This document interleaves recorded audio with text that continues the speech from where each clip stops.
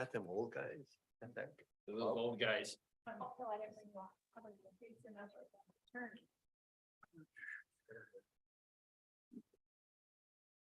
some good hands. And barely.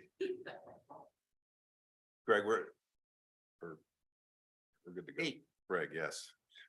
How soon you forget? I know. Gee whiz. It's like. Where's the love? Yeah. Ouch. Oh my. Got a lot. And are you ready, John? Or no? Yep, go ahead. Well, good morning, everyone. I'd like to call the Tuesday, December 6th, Planning and Policy Committee to order. First thing on our agenda this morning will be public comment. Is there anyone here for public comment? Let's see. I don't see anybody. No, but we can wait. We got plenty of time. Yeah, So, that's right. Yeah. I'd like to make a motion to approve the agenda in minutes. hang on a minute, Rod, because Yeah, we have. Yeah, he's Yeah. chair. Oh, you gotta remember that. He's the chair. Well, I just wanted to make, moving right along. Yeah. Hang on. Okay, so no public comment. We'll move on to the consent items and then before we approve the agenda, everybody has an action item that I would like to make, not an action item, but a motion. And I would like to make that number 5, please, on our agenda today. Okay. So that being said, could I get a motion to approve the agenda and approve the November 15, 2022 minutes? So moved. So moved. I moved it first. Okay, You said it before you said the proper thing. so we got a motion and support. Any discussion on that? All those in favor say aye. I, Opposed, the same sign, motion passes. Under action items. First one is the Ottawa County Parks Foundation grant. And the motion is to approve and forward to the Board of Commissioners, the grant agreement with the Ottawa County Parks Foundation for park staff support. Jason's gonna stand up here for the next few minutes. Okay, Based Well, on, I brought Kurt, so we can tag team it in case they get sort of quickly named. So the foundation's been around for about 5 years, going on the 6 years. And we successfully raised over $2 million. In conjunction with the foundation. So a lot of that, park staff have put together the packets and presentations, the proposals for the various foundations. And in essence, what this grant agreement will do will help us recoup some of those staffing costs to help with that work that we're doing with the foundations. so you're using foundation money to leverage a grant to get more money, you can cover some more, or not, or is that? So they raise unrestricted funds throughout the year. So this will be a 2-year grant that will allow us to hire a full-time staff person. Okay, And then that person will work on kind of coordinating our development efforts. for parks. okay. And they know, okay, this is, let's see. They know their job could only be 3 years, or do you feel pretty comfortable you'd move that person into another one? Well, we will work with Marcy. So I work with Karen and Marcy and John, Corporation Council, to make sure we got everything right before bringing it to you all. And then we will work with Marcy to do that recruiting and hiring. And we'll make sure that the person knows that it's on a 3-year grant. any additional questions on this motion? Seeing none, all those in favor say aye. Aye. Opposed, the same sign, motion passes. Next is a regarding Kurt Park Spark grant, and the motion is to approve and forward to the Board of Commissioners the resolution approving the grant application to the Michigan Spark Grant Program for $674,000 in funding assistance for the Kurt Park renovation project. Sorted. We have a motion and support. Kurt, That Kurt Park is Golden Park, because most of the improvements were done in the early 90s, so they're reaching the end of their useful life. So we have several projects, and one was budgeted a year or 2 ago, and a couple more coming up to use renovations to the project. So one of those projects is in the time going right now. We're renovating the restroom, doing a new playground area. And associated things with that. But this grant would help to fund that original project plus the next couple of things we have coming in the next couple of years, which are replacing the main deck there that's on Lake Michigan and also reworking the whole park. So this is state ARPA funds. If you're not familiar with that, Spark grant is state ARPA funds. And it was due fairly quickly. The first round of them was due here in December. So we had this existing project that thought that the criteria, so we'd like to try and see if we. Questions on this for Kurt? Seeing none, we have a motion and support. All those in favor say aye. Aye. Opposed, the same side, motion passes. Regarding the item of Explorers Trail, Bass River segment, and the motion is to approve and forward to the Board of Commissioners, the agreement or ones essentially similar as determined by the Parks Director for the Michigan Department of Natural Resources to construct, operate, and maintain portions of the item of Explorers Trail through the Bass River State Recreational Area. Support. We have a motion and support. Jason. Thank you. So this is a key segment of the item Explorers Trail, which will run through the two different parcels of the Bass River natural areas. So this project has been in the works long before I arrived. Don and Al both helped work with the state. If you all recall, Al actually sent a request directly to the DNR director, 2020. So we've been working with them. They are fully on board now, and we're also asking them for a little over $2 million to help with this project construction through Bass River. So this will be that first step.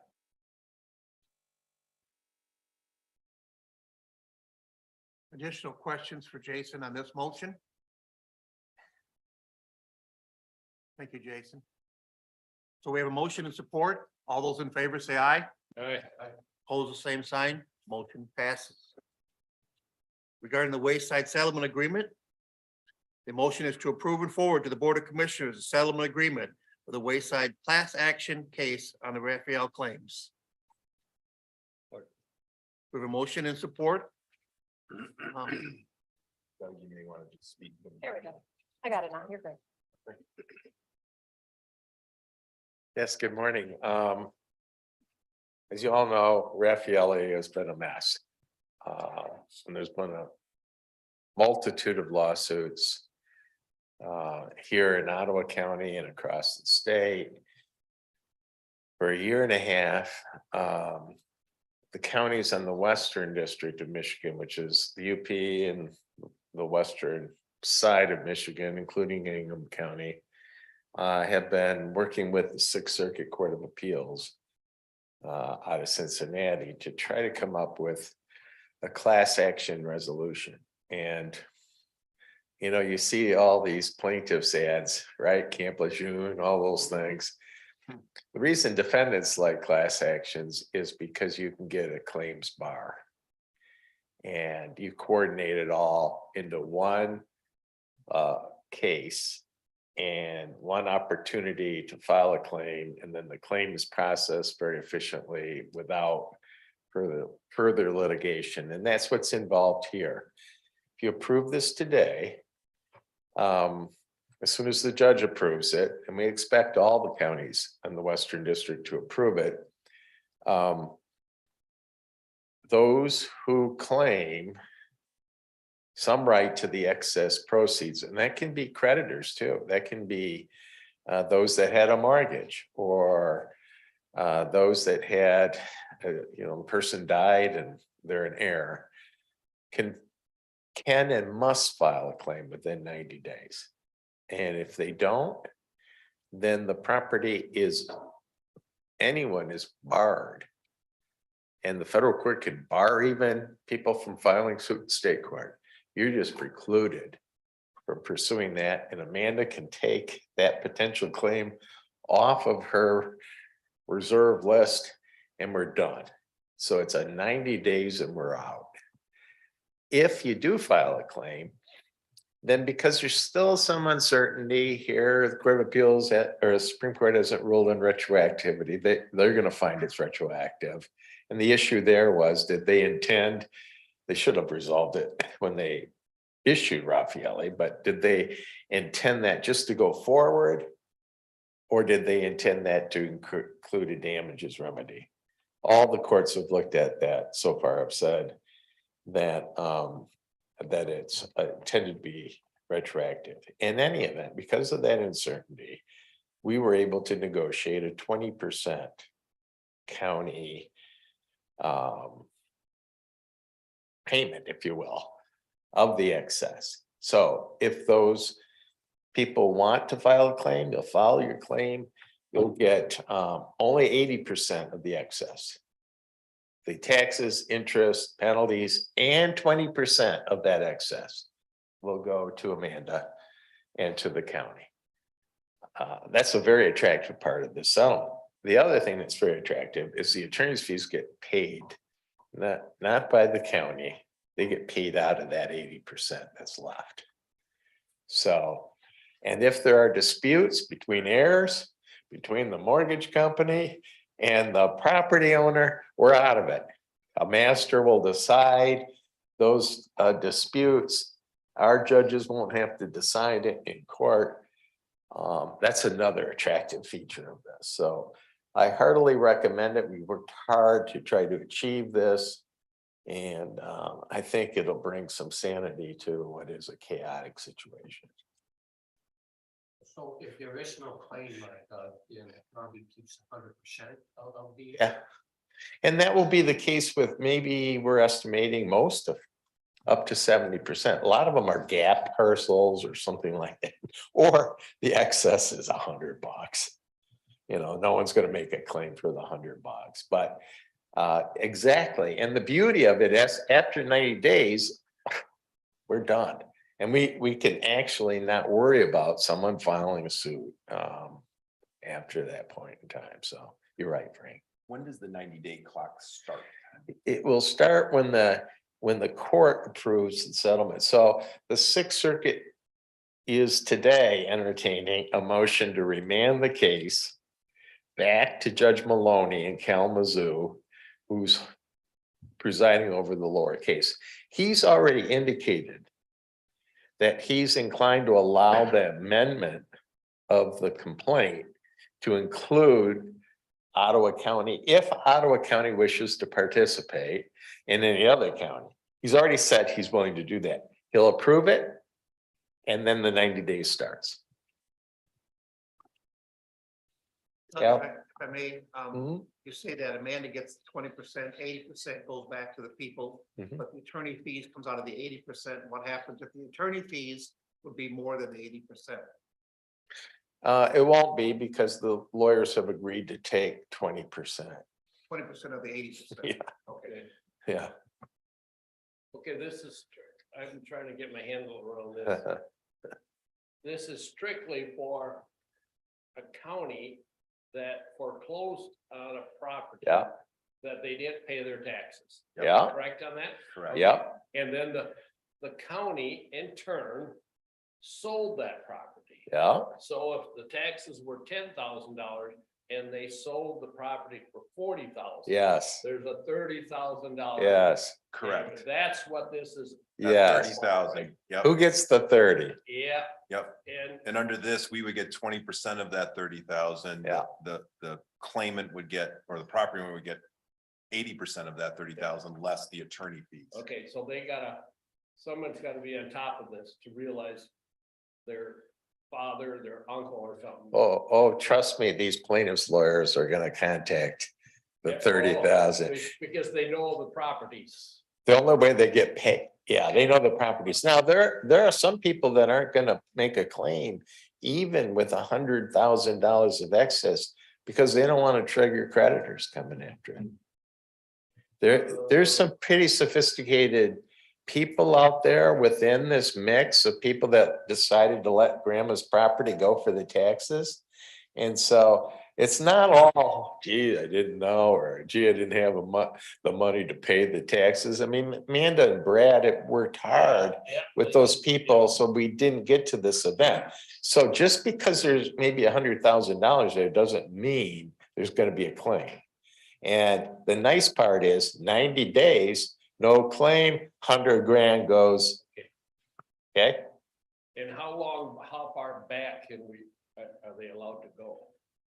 I think it's the 2013. Oh, okay. And the reason, there's a whole host of reasons. It's too complicated. You don't want me to go. You don't want me trying to. No, never, But- yeah.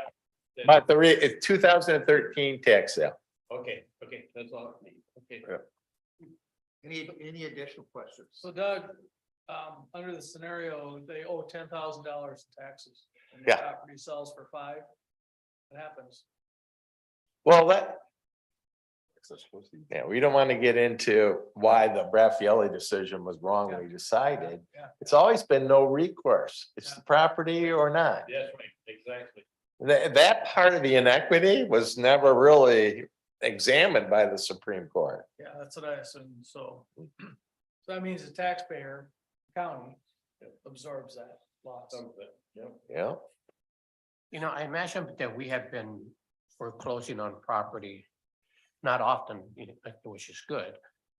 Prior to 2013, have we always put that into goes a into, reserve or kept it in check for a while to make sure that there weren't any Well, legal issues or? I don't know that we've ever taken money from our delinquent tax fund. Have we done that? Maybe Karen would know. Yeah, we have. Okay. We pay debt service with it. All right. So we don't take normally, we don't take a lot of money out of that delinquent tax fund. It funds. I know we used to bond to pay the local units their tax. We don't do that anymore because we have enough money to front end the payment. So when I first started, we were going to Wall Street every year to bond to pay our tax at the local units because they need that money. And so we were the financial arm for that. And that's what this fund ultimately was designed to do, was to give us the muscle to pay the local units the taxes for the taxpayer and then foreclose on their property and collect it that way. Okay? All right. Thank you, Doug. You're welcome. Anyone else? We have a motion and support. All those in favor say aye. Aye. Opposed, same sign, motion passes. And next is action item number 5 that we got this morning. And that's regarding the Grand Ravines Treehouse construction, and the motion is to approve the contract with Denny's Excavating in the amount of $279,895. Support. The motion and support. Yeah, this is a fun project at Grand Ravines, a kind of unique overlook deck, but covered, so it's like a tree house overlooking the ravines. It's almost completely funded by a private donation, $330,000. Private monies is going into that. That's more than what's there because we've already spent a lot of money on engineering and architecture and that kind of thing. But the original project came in way over budget, so we've been doing things. We actually relocated the whole project to another area of the site so that we can get it within budget. We do need to transfer a little bit of money out of some of our other capital improvement projects to make it work, but it would be great to get this done and meet the expectations of our donor. Yeah. I know where the bridge is, Yep. and I know there was an overlook, Yep. like say here, west of the bridge, right? Okay. So where is this going then from the location of those two items? Okay. So just to get clear, right? Grand Ravines has 2 entrances. Yeah. Right. So so you'd come in on the north entrance that comes off 42nd and you Yeah. go past an overlook Yes. area, Yeah. right? So that was the original location. It was going to be Okay. quite close to that. This Okay. one is way down closer to the lodge, so south of the lodge. So if you've been to some of the events we've had down there, the foundation events, there's a lawn. It's just Yeah. to the south of the lawn area, Oh, right? okay, okay. So yeah, kind of, it's gonna be, you're gonna be high, you're gonna start out high, and there's gonna be a boardwalk that goes out to this treehouse. Yeah. coming off the south side, would that be a quicker way to get to it? Well, that's the dog. You could take the bridge and go that way. It wouldn't be faster, Okay. but you definitely could be. It's gonna be right off one of the Okay. trails. So, Okay. yeah, And when is this supposed to be done? we're pushing things through as fast as we can because they want to do the foundations before the snow Okay. starts. So it will start immediately. In fact, there's already some disturbance out there if you went out there already. Okay. Mhm. Any other questions for Kurt? Thank you, Kurt. Mhm. So we have a motion and support. All those in favor say aye. I, Pose the same sign, motion passes. Next is, under discussion items will be legislative issues. Thanks. Not a lot of movement on legislation. This, they're saying this will probably be one of the lamest lame duck periods. And I think when Bob was here the last time, he explained, you have Republicans in control of the legislature until the end of the year. But they really can't get any of their big projects passed with the governor.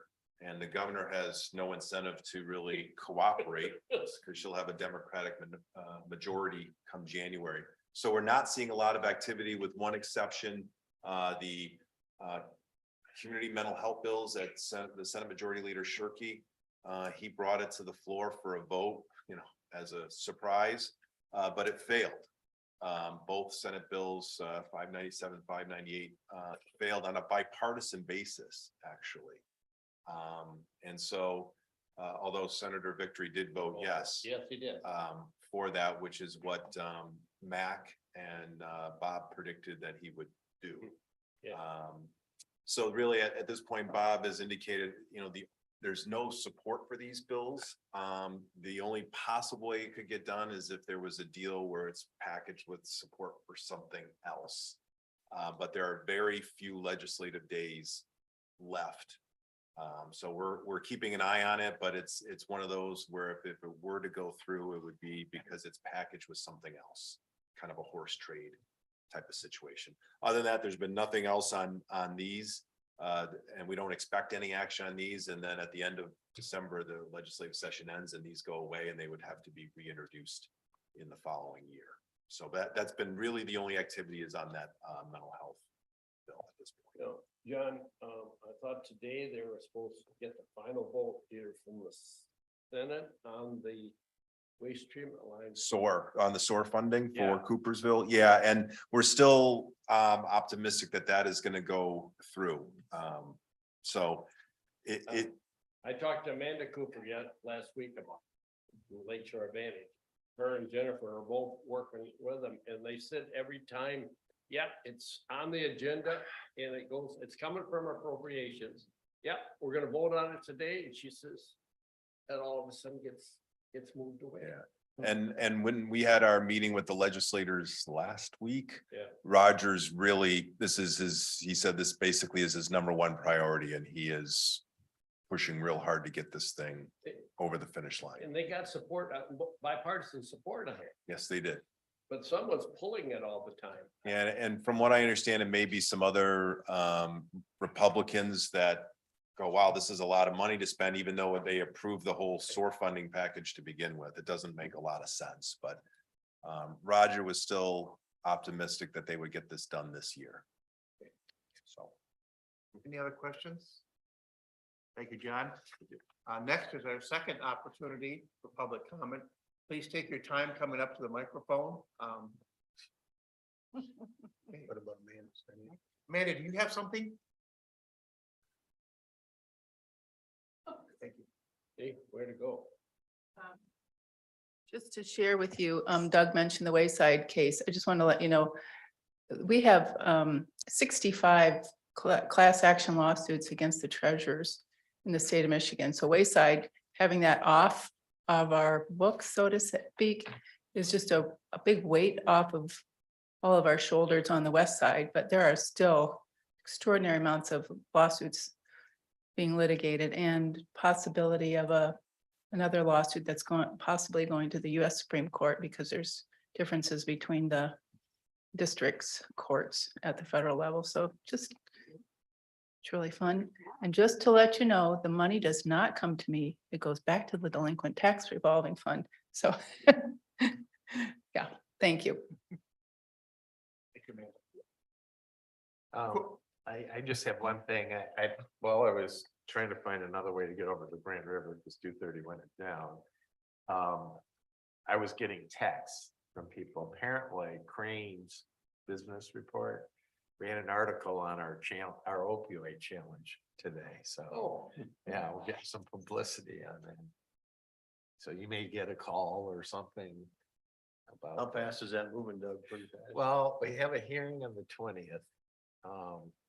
So all these other lawyers, representing all these other local units are trying to get into the game. And I've agreed that they should be there. I'm gonna move to disqualify all the attorneys, including the Attorney General, once they're in.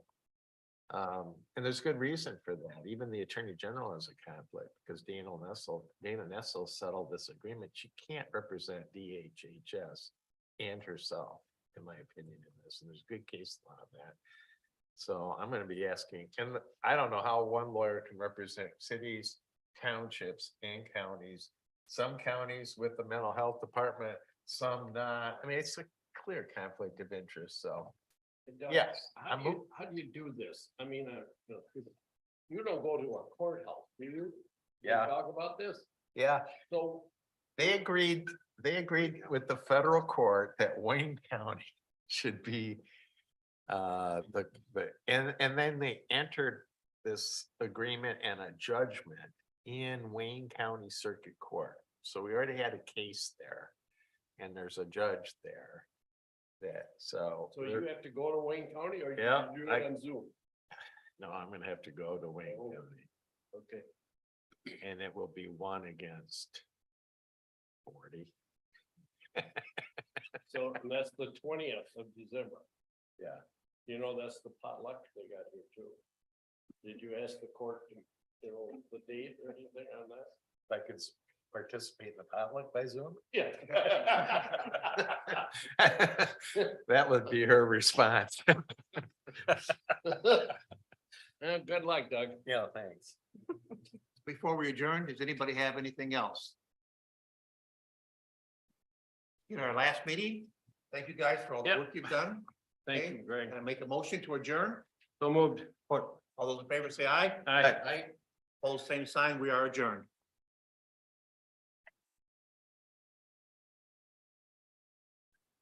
Good job. Thanks for the reminder. Actually, I'm messing up because I'm thinking it was. Thank you, Greg, for being our fearless leader. Yeah. Yep. Another chapter coming to an end.